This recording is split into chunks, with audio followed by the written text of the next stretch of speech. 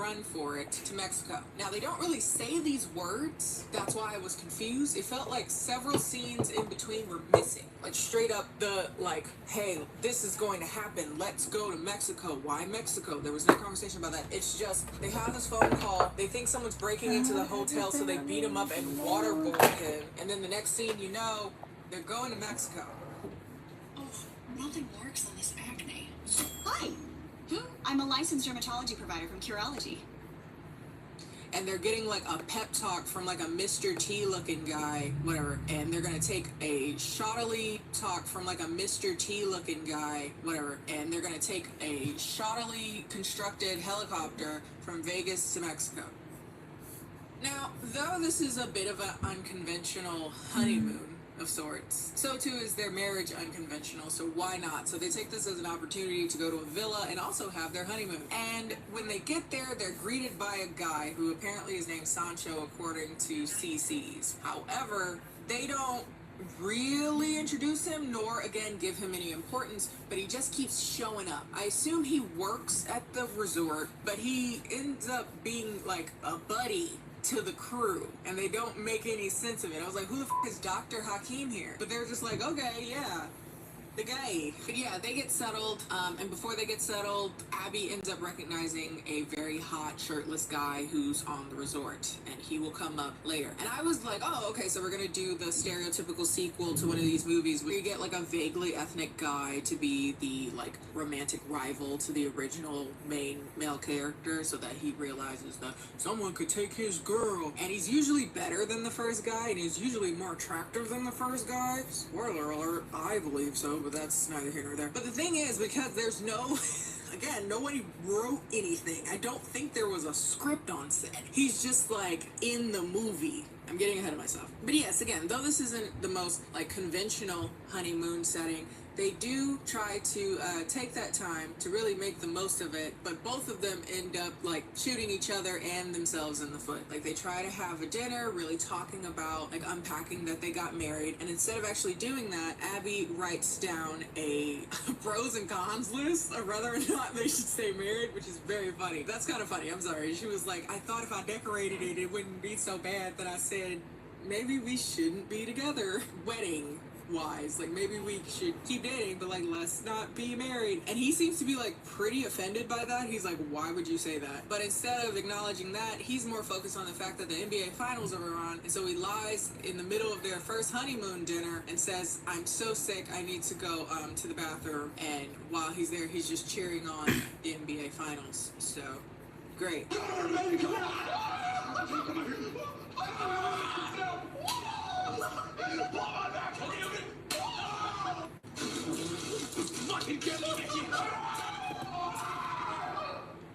Are you okay? Great. But they make up, blah, blah, blah, and dance, blah, So- blah, blah, go to the beach, blah, blah, blah. They, again, befriend the random old guy at the resort, so they get reined in one day, and they're all playing, like, board games, Twister and Charade, blah, blah, blah. At some point, this is an event where we learn that Abby always wanted to move to Paris, and Travis is like, well, how would I be able to finish my studies or follow in my career aspiration if we move to Paris? And she was like, well, I met you 3 months ago.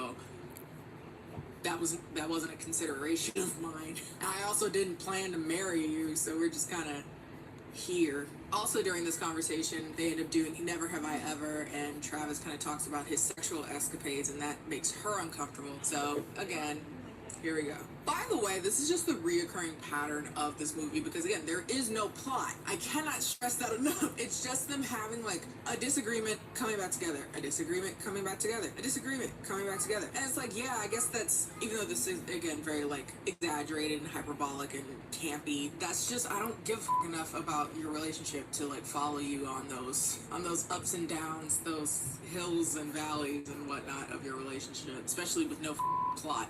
Anyway, but they make up, and he's like, I don't want to get an annulment, because who do you know that's still together after they get an annulment? And I'm like, who do you know that got married while drunk in Vegas? Like, it's not like y'all planned a wedding or whatever. Y'all just got really too turned and woke up shackled. Like, I can't think of a better word than that. Like, you could definitely annul that and stay together if you really wanted to. But yes, back to our new love rival. His name is Miguel. and he just appears. Again, everything just happens, materializes. One day you see him shirtless, and the next thing you know, him and Abby are best friends, and they're they're juggling together. And we didn't see them talk for the first time. We didn't see them interact for the first time. We didn't see them become friends at all or interact at all. Nothing. But before you know it, they're outside laughing, yucking it up, and here comes Travis being like, oh, I'm gonna go out there and literally swing. Now, since he's jealous, we have to do Abby getting jealous. So they end up at a nude beach accidentally, and two girls go up to Travis, and they're flirting with him very subtly. I've never seen more subtle flirting in my life. Debes tener muchos amigos. Like, oh my god, how did he even catch it? So obviously they're talking. Abby's the only one of them that doesn't speak Spanish at all, so she's just seeing them go topless, and she's like, and he's just like asking where their friend is. And he's like, I what the hell? And so she gets jealous, and so she runs out. And It's not takes meant to her be top realistic. off, and he's like, don't have your titties out. And she's like, I'm gonna take my titties out. You're gonna take my titties out. And then when Travis starts to notice that guys on the beach notice that she has titties, he gets cartoonishly upset and starts to brawl on the beach. That lands them in prison. Both of them in prison. Now, around this time I started to ask, when is the movie gonna start? Like, nothing's happened. It's just I hate when movies do this. This is a particularly painful way to make film. Funny story. Look up something real quick. I was actually hanging out with a friend of mine, and I introduced him to Oh, my mom's back. Shit! Thank me. I'm doing God's work. Literally cyber alien Jesus' work. And I made him watch Faithful Findings, and he was so upset. I made him watch Faithful Findings and Twisted Pair. And particularly Twisted Pair really, really offended him. He was like, how dare he make a movie that isn't a movie? I was like, and maybe that's it. I even find, in a weird way, this movie more painful. Because I expect garbage from Neil Breen. I don't know what I expected from this. Honestly, I did expect more continuity. But alright. So, they're in jail. The love doctor comes out. The guy, I call him Dr. Hakim, so his name's gonna be Dr. Hakim in this shit. He's a book in a video game where he's just like, I'm the book of love. I'm gonna get you back together. Anyway, Dr. Hakim, or whatever his name is, posts their bail, and they are able to get out of jail, but they argue again, Abby and Travis. This, I will say, is one of those moments where it was funny out of context. Like, it would have been a really funny meme, and I do plan to use it as a meme in the future. Like, titties! If you say the T word, I am jumping out of this car, Travis, and out of your life. Don't show your titties! Titties, titties, titties, titties, titties, titties, titties, titties, titties. She runs away, she runs off, and Dr. Hakim is like, you gotta let her be free, you're suffocating her, like, let the love flow. And Miguel, who has not said a sentence yet, I don't think, runs after her, being her best friend now. And good, because when she gets into the alleyway, she ends up seeing a bunch of guys who are looking at her a little scary, but here comes Miguel, who's like, be off, go away, blah.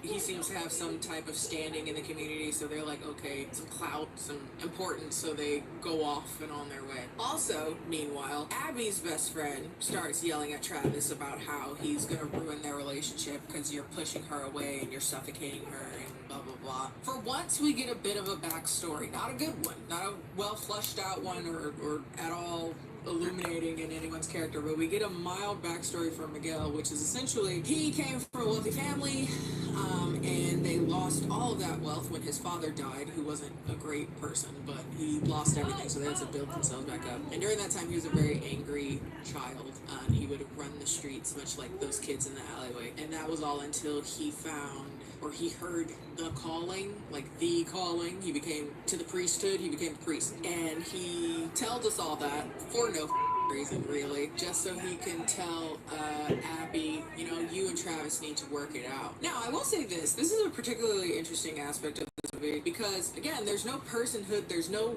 real things that happen. Like, there's no story or plot or connection between people that happens. So I'm so befuddled to hear, and you will hear all over the place, everyone at some point or another says to Abby and or Travis, you guys are in love. This is a love that's never been seen before. A love that you just don't throw away. Y'all gotta work it out. Don't know what the they're talking about. I don't know what movie they saw last time or this time, but they like, yep, you gotta work that shit out, man. Pack it up. So Abby and Travis make up again. And they're like, maybe we should have a break away from each other a little bit. Like, you have a bachelor party, I'll have my bachelorette party since we didn't get a chance to do that. Now that they're gonna do this bachelorette party, Travis invites his brothers down because he just kind of throws it on him. Hey, by the way, I'm married and now we're doing my bachelor party backwards. So they fly down to Mexico, blah, blah, blah. America and Shep start fighting for some reason, blah, blah, blah. If you think I don't give a fuck about Abby and Travis, I sure as hell don't give a shit about United States and sheep over here. I don't give a fuck. So they separate, the girls go off, they go to a little spa day, end up meeting like a lady boss, woman boss, girl boss is a little inappropriate. She's matured boss, lady boss. They meet for like 5 seconds and she's very, very like, harness the power of the don't do things for him, do things for you, which I'm not against. But she is giving very like coochie MLM. Yeah, she befriends her and her MLM coochie coalition. She also randomly wrestles either a child or a person with dwarfism. I think canonically she's supposed to be someone with dwarfism. They call her Thumbelina though. That's not great. And they f each other up. They go off, breaking bones, punching knees. It's wild, but it's also random and had no lead up at all and no let down. It was, again, it's just shit happening. I didn't even tell you about the cockfights because I honestly don't need to tell you. Well, I guess I don't need to tell you about any of this. There's a subplot where the sheep guy ends up stealing a bunch of cocks that were gonna be in a cockfight, and he didn't realize that they were trained to be fighters, and so they fought each other anyway. He was attacked in the barreling hysteria of feathers, but who cares? Anyway, blah blah blah, cockfights, blah blah blah. Oh, the girls that was like, titties, do you see my titties? They end up coming to the bachelor party and end up saying, you wanna see your titties? Titties. Speaking of titties, girl, I was complaining on Twitter that I found out that I am a double/triple D now. I really thought I got skipped because I come from, both sides of my family come from big titty women with like real big titties, like whoa, like how do you get through the door type titties, right? And I was like, oh, thank God I got skipped. I was just in the back of the line. Anyway, but they're like, titties, here's my titties. And he's like, I'm married, I'm not interested. But instead, they end up stealing his phone, and when Abby FaceTimes him, they're like, oh, then you see my titties. Everybody see my titties. And so Abby's upset about that. So she's like, okay, I'm gonna make him jealous. And come to find out, MLM Coochie Coalition, the leader, her son is Parker, which is the guy that she considered dating in the first movie. The one between the doctor, the guy that was gonna be normal, and not Travis, who's like all this trauma and all this, I don't need all this trouble. I'm gonna go with the doctor. That's her son. So come to find out, he's also at the resort. Couldn't think of what it was called. He's also at the resort, so she sneaks into his room while she's very, very drunk after fighting a lucha libre, and she gets in the bed, takes selfies with him to make it look like they slept together so she can make Travis jealous. She passes out there and Travis ends up seeing her in the bed after following her location. Chaos ensues. What the f is this? And then we are sent back to the beginning of the movie where they're talking to Miguel, and I'm like, you can't do that. That's not fair. You can't do a return to center if nothing happened. You know what I mean? It was like, oh, let's show you how we got here. Like, just stuff happened, but no story happened. So I'm sitting here like, what the f? Okay, anyway, I am so scared. Like, there's a tape at the back of my neck over here that I'm just like, oh my God, it's gonna come out one day. Just in the middle of me talking to someone, hi. As I'm flirting with someone, like, oh my God, hi. Anyway, but yeah, they're talking to Miguel, and I don't know if this is supposed to be like a confessional or like counseling. I think it's just these two random white people from America came into this man's house and was like, oh, you're a priest here, listen to my problem. Well, I guess they could just be friends, but again, we've not seen them become friends. So like, it's just them speaking at this random priest. But Abby and Trevor are like, okay, well maybe there's nothing worth fighting for anymore, and so they're like, oh my God, crying, oh my God, relations, This is torturous. I don't know. It's just funny that this is kind of like a confessional, considering they met that guy like 4 days ago. And again, we've not seen any humanity much of him other than him saying vaguely, "Yeah, I became a priest because I had a rough upbringing." Anyway, in Mexico, here comes Benny, the bad guy from the first movie, and Abby notices him, so she tackles him while it's raining, and they fall in mud, and there's a fight, and then like a makeup chat afterwards, like, "I'm sorry for ruining your life. I'm sorry for ruining your life. Y'all weren't bickering. He put a hit out on you." like this isn't like a, "Oh, I'm sorry." You can also like cheesecake. Like, this isn't like a, "Okay, pineapple on pizza isn't the end of the world." Like, he was trying to kill you. But okay, alright. But again, he's another one of those people that are like, "The love that you feel with that dude, Travis, is like something that I've never seen before. And it's something that must be maintained and must be protected. You go out and get your man." Oh, yeah, right, Miss Wisdom at 19. You don't see what's staring you right in the face. Love. Meanwhile, Travis's brothers are saying essentially the same thing to him, saying like, "Hey, don't ruin this, bitch. That's your girl. That's your wife." And then, essentially, they just see each other after Travis floats to the floor at one point for some. And then they make up, they have a proper wedding, and they spin the camera around, and I was like, "Oh wow, that was a nothing-ass movie." I thinking it was the end. And it was, basically, but they went on for another like 10 minutes just doing shit. Because in fairness, that was the whole film. Like, again, there's the blurry B-plot of Argentina and Shepard, whatever his name is, getting back together or whatever, but I don't care. Again, this is actually a remarkably nothing movie. I don't think I've seen a whole lot of movies that had no plot in such a way. That is the end of the movie. I know you're probably sitting there like, "What, that's it?" Yes. Yes. That is what that is. That is the film. And again, it feels like they just dropped the people from the first movie in like almost a scavenger hunt. It felt like a college project, like a freshman year film project where you just put people together and said, "No scripts, just vibes," and just send them out into the wild and see what you get back. Literally, like, do some shit and we'll make a movie out of it. Which, hey, if y'all got paid, I like it. But yeah, shit, if this is all I gotta do, I might get into acting. I love no Trevor!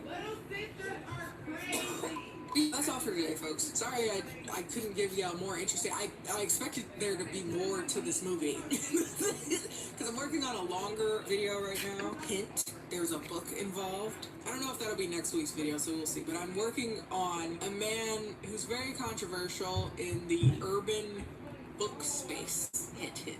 And I have finally read one of his works, and I have opinions, and I want to share them with.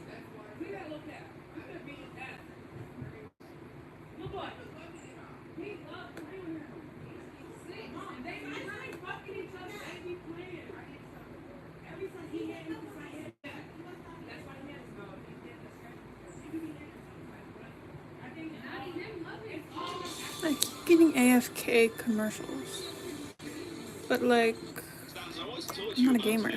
Because I feel like you'll have a unique take and handle on this, specifically as someone who is like a co-founder of Off-Brand and has a good idea of how expensive it can be to make high-quality productions and the struggle of working with brand. Yeah, no, totally. Okay, that's great. So first of all, have you heard of Watcher? I know a lot about Watcher. I'm going to give you, like, everything I know about Watcher so that you can maybe cross some things off the list. You know a lot of people. Watcher makes YouTube videos. Right now. They are going to stop and do a subscription service, and then, oopsies, maybe not. Okay, hey, end of the video, we're done. It was great. Cue the outro music. I got there. And I think I heard something about BuzzFeed. So if you have a look on Hi. their most viewed videos, you will see. Oh, it's a lot of ghost stuff. Holy moly. So their Ghost File series, which is with Shane and Ryan, and they're like the main two for Watcher, as I'm sure you've seen from like the thumbnail and all of this stuff. Like, there's three of them, right? Yes, There is yeah. Shane, there is Ryan, and there is Steve. So I've seen their Ghost File series before, and just to give you a little bit of context on who they are, I thought we'd watch a funny clip from one of them. Oh, let's do it. Thomas like cause malfunctions for fun. So is Thomas a ghost? Or is it that one Yeah, of they're them? speaking to the ghost. Thomas. Okay. That's great. staring directly at your crotch. Well, it's a good thing it's me and never you, because if we did it with you, there's a good chance we're gonna be days by knockout. It's true. One of the can you shave a haircut for me? This is the start of the investigation. Give us something juicy. You're not making us feel very welcome. You know what? I'm gonna give it to you. This does feel like exactly what I would do if I was in a haunted house. Like, hey man, you want porn? Yeah, you know what I mean? Hey, what if I do a little dance for you? Yeah, it's fun. Come on, Tommy, give us a dollar. The fuck is that noise? Your best knock. This is just the first location. We're staying in It's an habit. This is a one. That's right. Okay, that's funny. See, showing him his balls. Am I meant to believe that he pulled a nut? I don't know if you didn't hear that or you chose not to hear that. You need to rewind. Oh, sorry. Okay, that's funny. So stupid. I'm sorry. My mind was not primed for amazing content. That's okay. I get it. I see what the allure. You get their vibes. Well, as you quite rightly said, they are into hot because the video they released 3 days ago. This is even pastel blue. It's more Usually gray. in these kind of situations, I would give you a bit more backstory on who the fuck those people are. Well, luckily, the video that has got them in hot water is also the perfect video to introduce you into who they are. It's like they knew that we would be covering this, so they did a little synopsis on who the fuck they are and where they've come from. They made a video for me. Oh, it's the Ghost File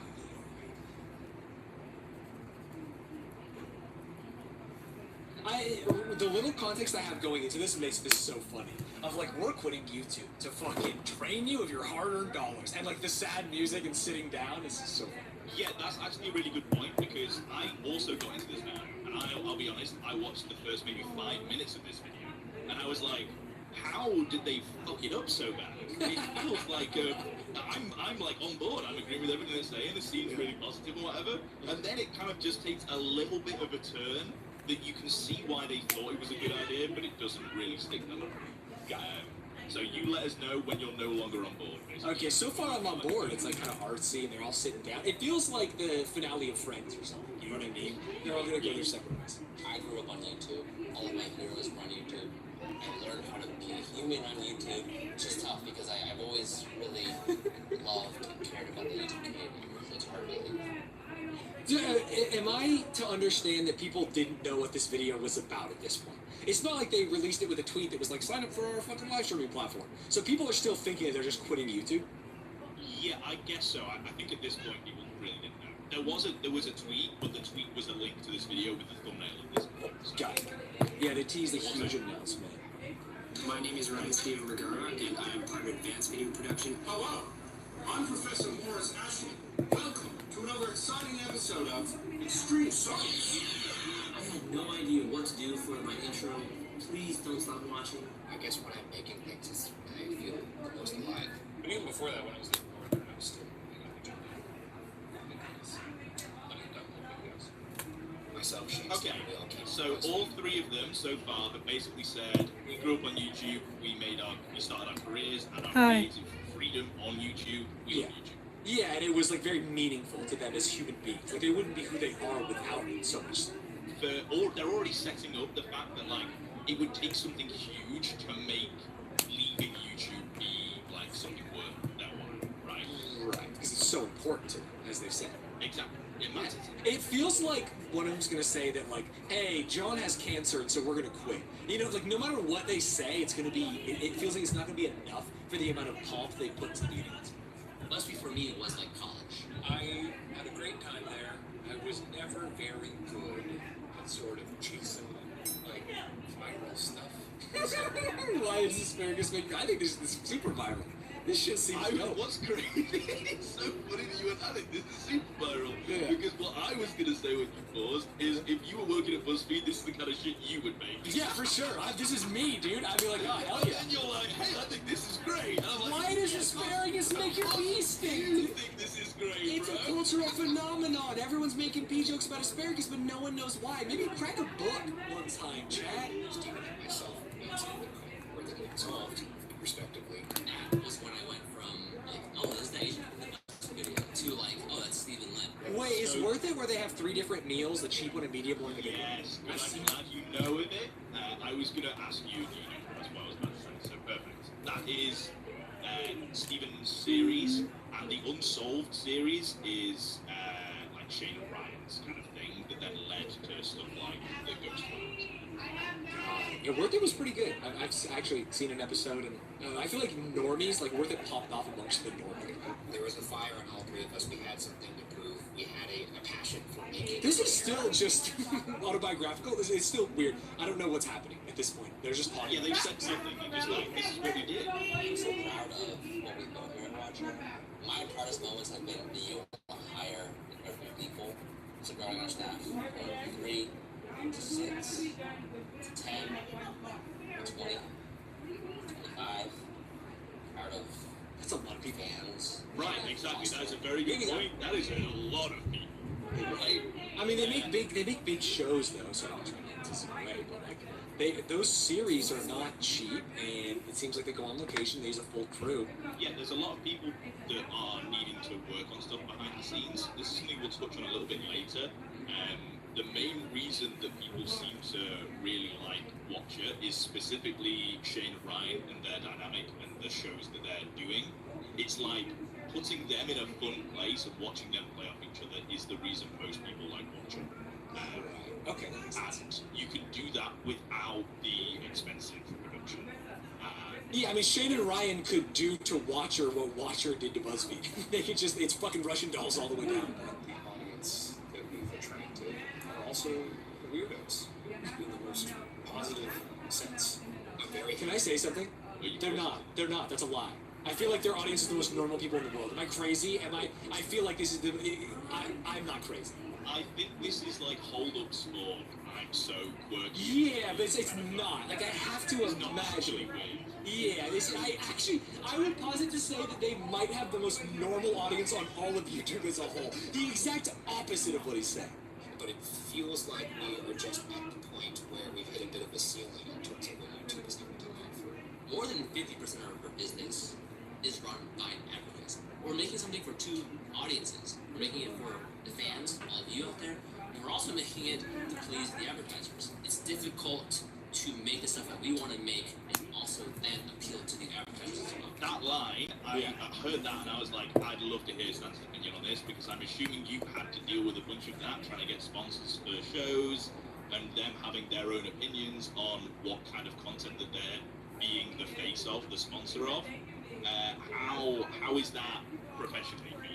Yeah, I mean, I think I've told this story so many times that it would be tough to do again. But the Slim Jim, the suck and fuck off. Thank you very much. And in fact, the Slim Jim suck and fuck off, if you don't know, was Slim Jim sponsored Ludwig in the early days of Off-Brand. I was like managing the campaign, and Ludwig and Slime went on a little bit of a tangent, a little bit of a riff, and they mentioned that the tiebreaker for this campaign that was sponsored would be a suck and fuck off, and whoever sucked and fucked the hardest would Holy win shit, the 4 Slim Jim people. belt. And it's something that maybe Slim Jim didn't like. And it actually is at the core of what like Off-Brand was made to do, which is that there are people live streaming, making YouTube videos, like it's funny that they talked about it this way, where it's like the advertisers aren't gonna like that. And our whole goal about being Off-Brand is how can we take a little bit of that edge and like bring it towards the advertisers, and then take the advertisers that were a little more like risque or wanted to be on like the forefront of that, on the pulse of it, and bring them towards someone who we felt was like unbelievably safe, if still not, at least a bit edgy at the time. It seems like you guys took it in one direction. You like compromised both, made both sides compromise a little bit to make a product that you're happy with, rather than going their direction, which we will see in a second. Yeah, we definitely did compromise on both sides. Which, hey, you're not supposed to compromise for artistic vision, but at a certain point, dollars are dollars. Shows are expensive. It does cost a certain amount. Like, for example, a Ghost Files episode. First, we have to travel to the location itself. We have to pay the location fee. We have to pay freelance staff that comes to help us shoot that when we're shooting it in the studio. We have to pay for the studio to shoot the actual episode in. Then we have to pay for post. Before that, we also have to do the pre-production of the episode. And when you add that all up, we're talking about at the end of the season that costs hundreds of thousands of dollars. I'm not sitting here complaining. How many episodes do they do per season? Their stuff is yeah. Oh, that's very. I mean, dude, $200,000, 6 episodes. That's honestly that's low. I would assume that this costs at least $500,000. With the some of the sets and everything that he's and travel and hiring people. Yeah, for sure. Which is like, we start first. Should I do a red background What we want to say or black background? and think about and talk about. This is so fun. Hey, I am not in a place to critique. I don't really know these people or watch that much about them, but hearing like we have a unique point of view and we never want to compromise on that vision. And the one clip I've seen being him like, "Hey, buddy, want some fart?" It's like, bro, sure, dude. bit every now and then. Yeah. Well, it's like, hey, sure, man, say whatever you want to say, but like other people are getting it done. Mr. Beast is fucking buying towns. I don't know. In terms of where this company is going and where I believe that we can be the most successful, YouTube is no longer the place. Oh my god, that gulp is so. I think I'm jaded.